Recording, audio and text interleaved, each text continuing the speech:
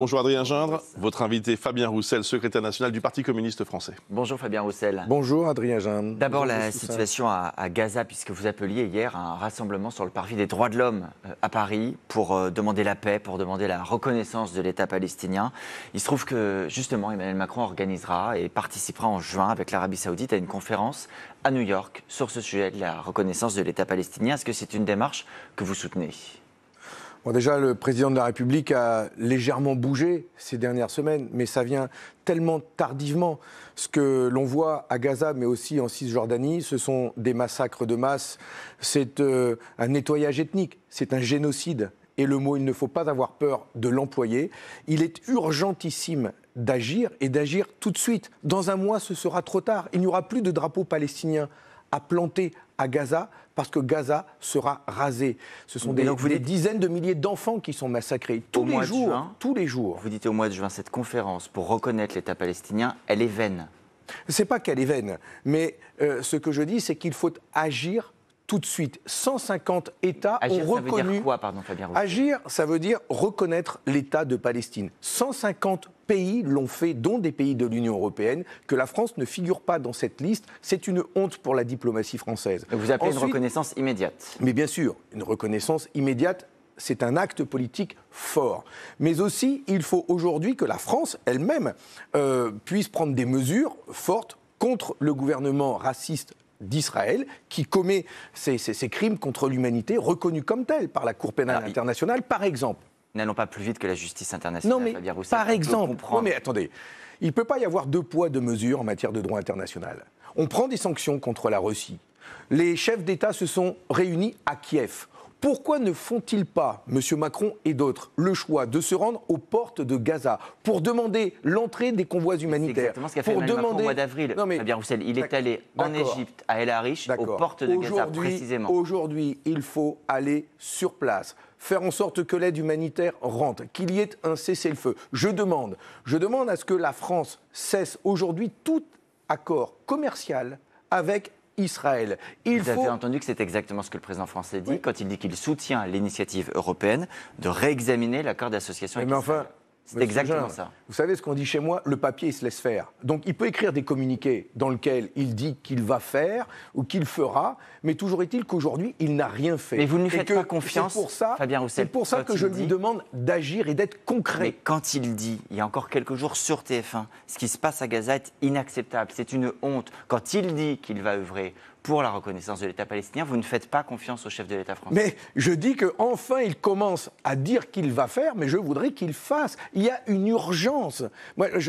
C'est pour ça que nous avons fait ce rassemblement hier. C'est parce qu'il y a une urgence. Vous savez, nous, le Parti communiste français, et ça fait des années que nous nous battons pour qu'il y ait deux États qui puissent vivre en paix et côte à côte, un État de Palestine et un État israélien. Ce combat, nous le menons depuis toujours. Mais là, aujourd'hui, face à ce massacre, ces crimes contre l'humanité, ce génocide, alors ce mot génocide, urgent d'agir. Vous l'utilisez, le président de la République dit que c'est aux historiens de le faire, mais pas aux politiques.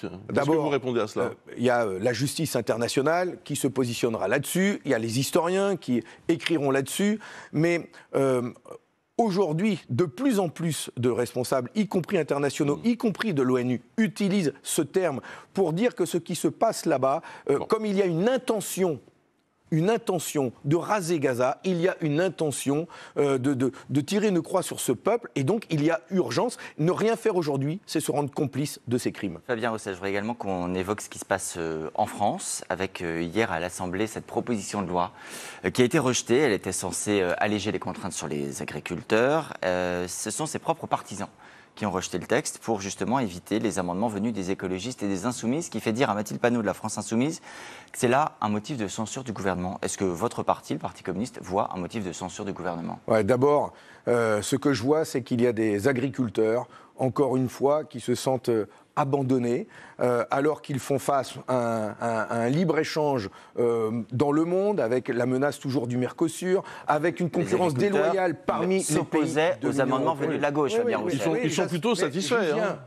J'y viens. Oui, c'est la question. Les agriculteurs sont en attente de mesures fortes, permettant de protéger leur travail, leur permettant de vivre. Ces amendements de la France Insoumise et des écologistes. Je regrette que du côté des écologistes et de la France Insoumise, on ait fait le choix de durcir leurs conditions de travail, de durcir les normes, de les empêcher de pouvoir travailler et nous nourrir.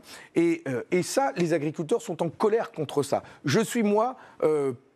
la voix d'une gauche qui, au contraire, défend et l'agriculture et les agriculteurs et les moyens de leur permettre de vivre de leur travail. Et je ne suis pas pour surnormer, je ne suis pas pour les empêcher d'avoir accès notamment à l'eau, d'avoir accès à des produits leur permettant de soigner leurs animaux, de soigner la production de leur agriculture. Et donc, il faut entendre leur colère. C'est bien compris. Nous avons besoin d'eux pour pouvoir nous nourrir. Au chapitre social, vous avez vu qu'il y a également la colère des taxis. Alors, il se trouve qu'ils ont été en partie entendus par le gouvernement, puisqu'aujourd'hui, il y aura 2 réunions au ministère des Transports, au ministère de la Santé, pour notamment réexaminer les nouvelles règles qui leur posent problème en matière d'indemnisation des transports sanitaires.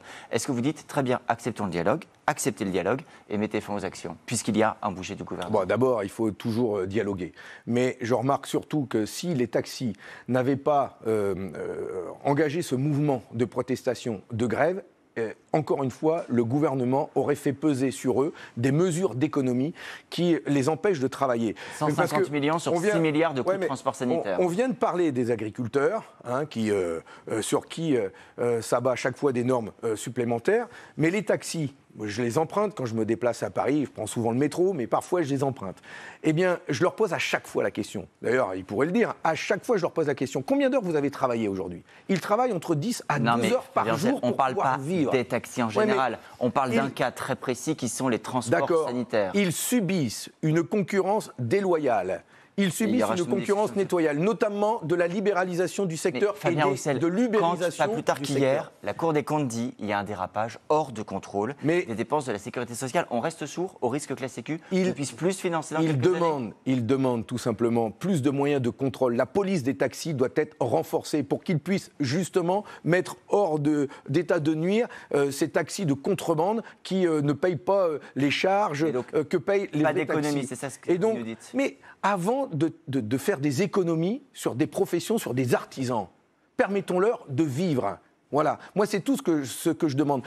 Vous savez ce que demande le gouvernement, c'est que les taxis puissent transporter 2 à 3 patients qui vont à l'hôpital ou qui en sortent. Mais vous imaginez, vous allez faire ça, vous, quand vous allez devoir vous soigner d'une maladie grave, attendre pendant 2 heures à l'hôpital et d'être 3 dans un taxi pour pouvoir rentrer chez vous? On fera quoi dans 3 ans quand la Sécu ne pourra plus financer? Oui, mais d'accord. Mais avant de faire les poches des Français, des artisans sur la sécurité sociale, sur la santé, sur les retraites, permettons à la sécurité sociale d'avoir les recettes suffisantes pour pouvoir à chacun de vivre. Et des recettes, on peut aller en trouver. Vous savez, rien qu'en créant 1 million d'emplois, c'est 15 milliards d'euros qui rentrent dans les caisses de la sécurité sociale. L'égalité salariale femmes-hommes, c'est 6 milliards d'euros qui rentrent dans les caisses de la sécurité sociale. Faisons l'égalité femmes-hommes, on va trouver des sous et tout le monde vivra heureux, et les femmes aussi. Merci Fabien Roussel.